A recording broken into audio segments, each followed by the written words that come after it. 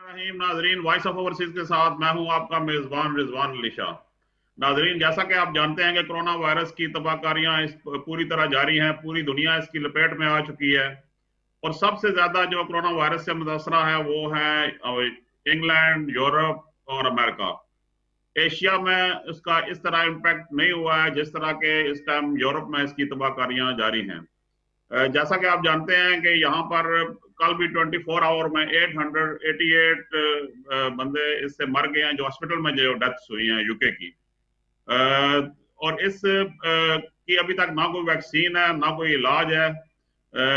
और इसका एक ही हल है जो डॉक्टर्स बताते हैं कि आप जो है ना घरों के अंदर रहें।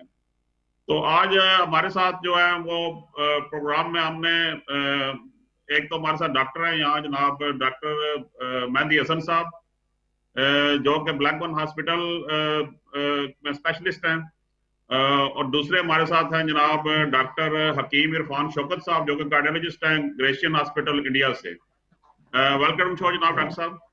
और ऑस्ट्रेलिया से हमारे साथ हैं जनाब सैयद अजहर सजाद साहब हैं, जो कि सिडनी से बराह रास्त हमारे साथ हैं। वेलकम शो जनाब शाह साहब। सबसे पहले मैं डॉक्टर मेहदी हसन साहब आपकी तरफ आऊंगा कि यूके की हमें लेटेस्ट सूरत हाल बताएं कि यूके में इस टाइम क्या हालात हैं और क्या सूरत हाल चल रही है। जी, यूके में अभी तक जो कल शाम 5 बजे तक जो डाटा आया था वो है कि वही मोर देन 15,000 डेथ्स हो चुकी हैं।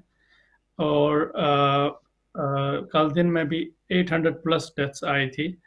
बट अगर हम पिछले वीक में देखेंगे, पिछले वीक में ये एक बार 1200 तक भी गया था, लेकिन अभी ये 1000 के नीचे ही जा रहा है। सो टू सम एक्सटेंट हमारा जो यूके में है, जो ये कर्व है, ये फ्लैटन हो रहा है। अभी कर्व ज़्यादा एक्सपोनेंशियली ऊपर नहीं जा रहा जैसे यूएस में हुआ है। इसके बहुत सारे वजूहात हैं। एक्चुअली वो अभी हम यूके में इतना कंट्रोल क्यों नहीं कर पा रहे हैं, इसका अभी भी मुझे लगता है लॉकडाउन पूरी तरह से नहीं हो रहा है। लोग अभी भी घरों से बाहर निकल रहे हैं, मतलब क्योंकि ये कम्युनिटी जो ट्रांसमिशन ऑलरेडी हो चुका है।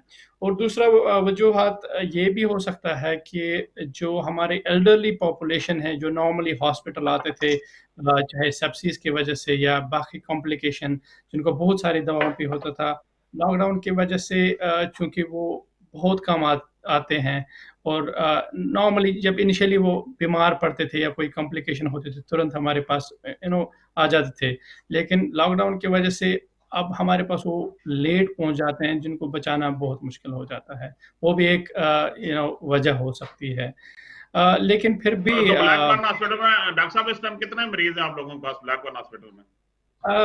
To be very honest, East Lancashire hospital बहुत अच्छा कर रहा है। अभी हमारे पास टोटल 650 पॉजिटिव, वो सिम्टोमेटिक पॉजिटिव, मतलब एसिम्टोमेटिक पॉजिटिव नहीं, पॉजिटिव जो अलामत के साथ, क्योंकि हमारा हॉस्पिटल सिर्फ पूरा एनएचएस यूके सिर्फ सिम्टोमेटिक पेशेंट को टेस्ट करते हैं और ट्रीट करते हैं। सो हमारे पास 650 पेशेंट आए थे जो पॉजिटिव थे और सिम्टोमेटिक थे। अल्हम्दुलिल्लाह 350 हमने रिकवर करके घर वापस भेज दिए, डिस्चार्ज कर दिए। और राइट नाउ हमारे पास तकरीबन 115 पेशेंट एडमिट हैं, जिनमें सिर्फ क्रिटिकली इल 14 पेशेंट हैं। बाकी वार्ड में है, किसी को थोड़ा ऑक्सीजन चाहिए, किसी को थोड़ा बहुत एंटीबायोटिक पे हैं। तो I think sooner they will be discharge. So east Lancashire is doing very good at this moment. I'm very thankful to the people of the East Lancashire. They are complying with the lockdown, so I'm very thankful to them. मैं भी doctor हकीम इरफान साहब, आप cardiologist हैं Chandigarh hospital India में। तो मेरा सवाल आपसे ये है कि जिस तरह कोरोना वायरस ने तबाहियां इसकी हुई हैं, जो बर्बादी ज्यादा यूरोप में और अमेरिका में हुई है, तो हालांकि इंडिया की 1.5 अरब आबादी है, पाकिस्तान है, बांग्लादेश है, श्रीलंका है, तो इन मुल्कों में हमें उस तरह कोरोना वायरस जितनी बड़ी पॉपुलेशन है वो नजर नहीं आती इसका हिट। तो इसकी क्या वजह है कि आप क्या समझते हैं? मैं पहले इंडिया की बात करूंगा। जी जी। तो यहाँ पे लॉकडाउन थोड़ा अर्ली हुआ स्टार्ट। जब केसेस बहुत ज्यादा बढ़े थे तो लॉकडाउन थोड़ा अर्ली हुआ।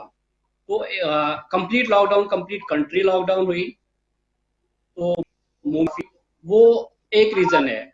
दूसरा जो साइंटिफिक रीजन कुछ पाए गए, जैसे बीसीजी वैक्सीन इन कंट्रीज में बहुत अर्ली स्टार्ट हुआ है, तो एक सही। एविडेंस पे अभी कंप्लीट एविडेंस तो नहीं है, बट एक ये अंदेशा लगा रहा है कि जिन कंट्रीज में बीसीजी वैक्सीन, जैसे ब्राजील आप देखो, यहाँ एशियन कंट्रीज देखो कुछ, जहाँ पे अर्ली जी। वैक्सीनेशन स्टार्ट हुई, तो पे थोड़ा सा इफेक्ट कुछ कम पाया गया कोरोना वायरस का। और ये भी जो हमारी पॉपुलेशन है कंपेरेबली मोर, जो जो बाकी वायरसेस हैं कंपेरेबली ज्यादा इफेक्ट होते हैं, तो थोड़ा सा हो सकता है कहीं पे कोई इम्यूनिटी फैक्टर है जो थोड़ा सा पॉजिटिव है on this in this area, particularly of Asian countries जो लेंगे, क्योंकि रिपीटेड इन्फेक्शन हो रहे हैं, वायरल इन्फेक्शन, तो मे बी वो कुछ इम्यूनिटी फैक्टर थोड़ा सा एड ऑन हो रहा है कि जहाँ पे थोड़ा सा कंट्रीज कम इन्वॉल्व हो रही है। और दूसरा डॉक्टर साहब के इंडिया में एक तो ये बताएं कि कितने मरीज हैं, और जैसे आप जानते हैं कि स्पेनिश फ्लू एक आया था 1920 में, तो वो पहले फेज में उसने इंडिया को हिट नहीं किया था, लेकिन सेकंड फेज में कहते हैं कि उसने बहुत से इंडिया में लाखों बंदे मर गए थे। तो इसमें भी यही सूरत हाल यही तो नहीं है कि पहला फेज में बचत होगी और दूसरे फेज में ज्यादा तबाही हो जाए? बिल्कुल, अगर आप स्पेनिश फ्लू मतलब उसको लेके, वो भी एक पैंडेमिक था जहाँ पे 2 पीक्स थी। 1918 की बात है, वर्ल्ड अभी जो वर्ल्ड वार हुआ था उससे उबर रहा था जब ये आया था, तो उसमें बहुत सारे खदशात हैं कि बहुत सारी कंट्रीज ने शायद एग्जैक्टली केस दिए नहीं उस टाइम, अभी वो राइज हो रहा था।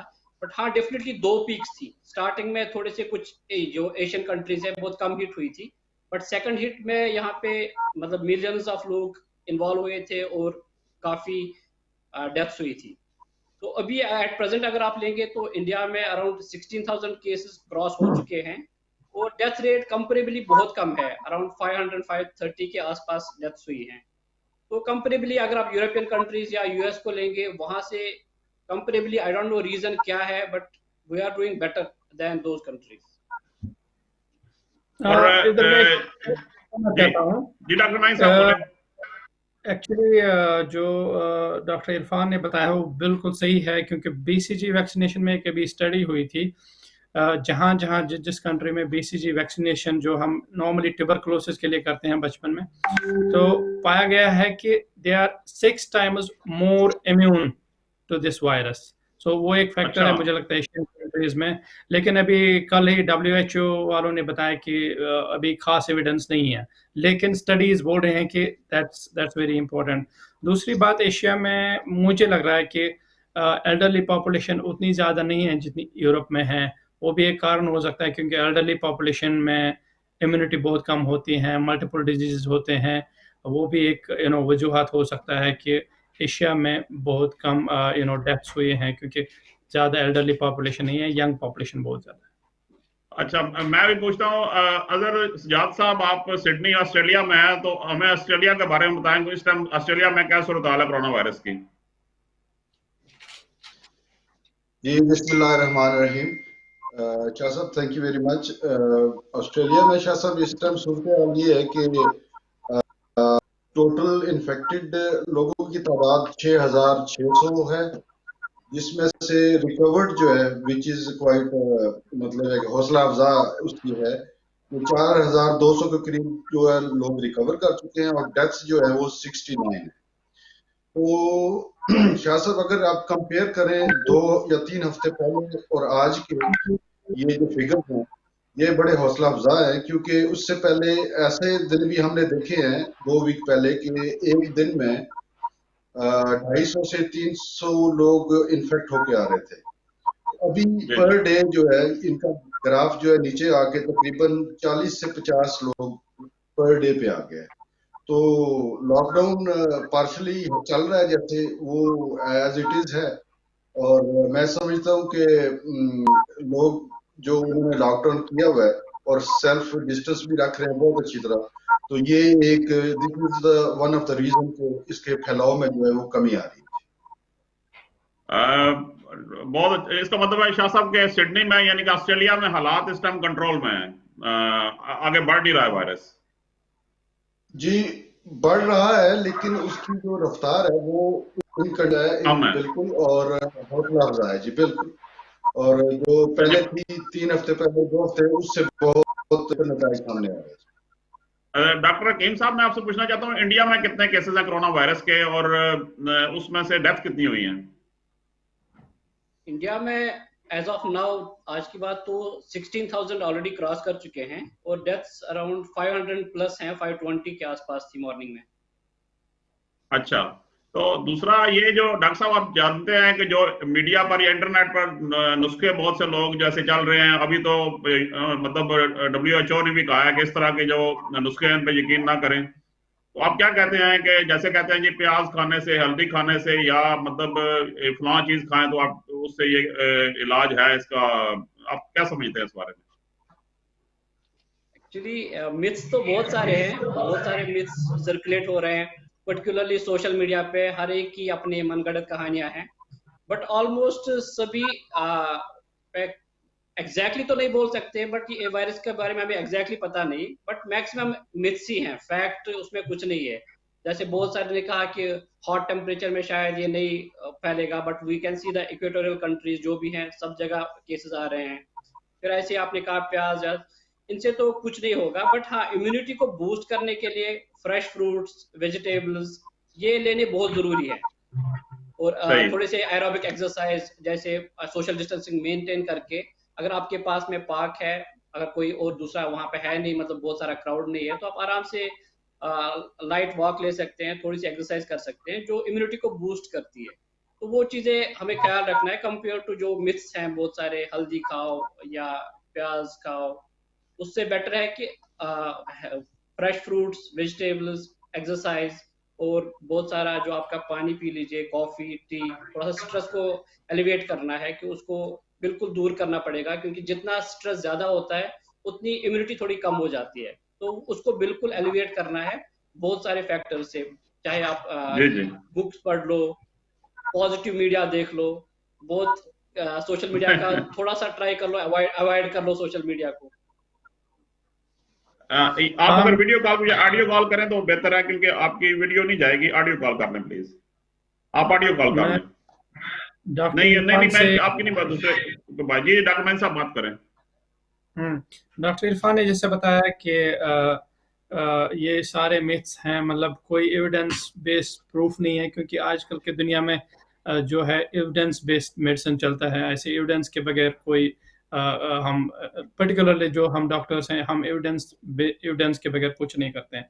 जब हमारे पास किसी चीज़ की एविडेंस हो, हो तभी हम कर सकते हैं। हाँ, टेम्परेचर्स की जो बात चल रही थी, शायद गर्मी में ये कम हो जाए, लेकिन मुझे एक ये लग रहा है कि जो गर्मी बढ़ती जाएगी, जिस कंट्री में एसी बहुत यूज होते हैं, पर्टिकुलरली सेंट्रलाइज्ड एसी, अगर एक बार एसी में चला गया, पूरे बिल्डिंग को खतरा है, पूरे बिल्डिंग में जितने भी लोग हैं हर कमरे में खतरा हो सकता है। वो एक बड़ा मसला बन सकता है उन कंट्रीज में जहां एसी बहुत चलता है, कि अगर एक बार एसी जी जी जी जी आप बात कीजिए। तो वो एक इम्पोर्टेंट चीज था। दूसरा, ये सोशल मीडिया पे बहुत डिस्कस हो रहा है, ये चीज करो, ये चीज खाओ, वो चीज खाओ, भले ही उसमें कुछ इफेक्ट हो या ना हो, लेकिन एज अ डॉक्टर्स हमारे पास कोई एविडेंस ऐसा नहीं है कि कुछ किसी चीज़ के खाने से। लेकिन हाँ, ये ज़रूरी है कि हम अपनी एंजाइटी लेवल, हम अपनी पॉजिटिव सोच, इसको मेंटेन करें। मतलब पॉजिटिव सोच को मेंटेन करना इंपॉर्टेंट है। आजकल इतने लोग पैनिक हो रहे हैं, फेसबुक पे ऐसी ऐसी चीज़ें आ रहे हैं, बहुत लोग पैनिक हो रहे हैं, एंजाइटी लेवल लोगों में बढ़ रही है, डिप्रेशन बढ़ रहा है, उसकी वजह से उनमें इम्यूनिटी भी कम होने का खतरा है। सो जितना लोग अपने आप को एंजाइटी लेवल कम करें, जैसे डॉक्टर हकीम साहब ने बताया कि एक्सरसाइज करें, पॉजिटिव सोचें, उससे उनकी इम्यूनिटी लेवल अच्छी रहेगी और उनको ताकत रहेगा वायरस से लड़ने के लिए। डॉक्टर हकीम साहब, आप दिल के मतलब कार्डियोलॉजिस्ट हैं, तो आप क्या समझते हैं कि जो ब्लड प्रेशर या दिल के मरीज हैं उनके लिए कितना खतरनाक है ये वायरस? हाँ, जो भी हाई रिस्क पेशेंट्स हैं, उसमें हार्ट वाले मरीज हैं, जो भी जिनको भी हार्ट की कोई प्रॉब्लम है या ब्लड प्रेशर है, मल्टीपल कोमॉर्बिडिटीज हैं, जैसे डायबिटीज है, ब्लड प्रेशर है, या ऑलरेडी हार्ट की कोई प्रॉब्लम है, जैसे पहले स्टंट पड़ा है, बाईपास सर्जरी हुई है, हार्ट का फंक्शन कम है, या पहले ही कोई